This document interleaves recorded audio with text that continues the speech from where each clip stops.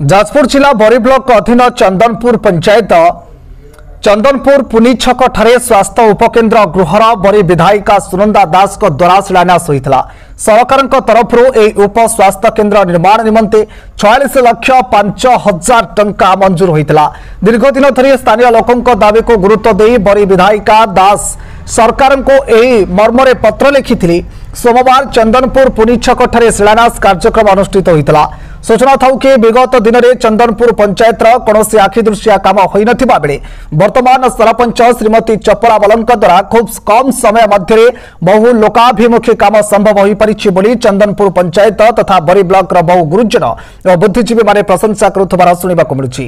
ए शिलान्यास कार्यक्रम में बरी विधायिका सुनंदा दास समेत बरी मंडल उन्नयन अधिकारी नमिता बरेक, चंदनपुर पंचायत सरपंच चपला मल्ल, ब्लॉक बीजेडी सभापति केदार सावल, सामाजिक कर्मी मनोज मल, पूर्वतन समिति सभ्य अजय कुमार मल, समाजसेवी नकुलचरण दास, मंदारी समवाय सभापति अनिरुद्ध मल्ल, शिक्षाविद नृसिंह चरण दास, हरिहर पंडा, पंचायत सभापति उत्सव परिडा समेत पंचायत बहु जनसाधारण उपस्थित थिबार देखिबाकु मिलिथला।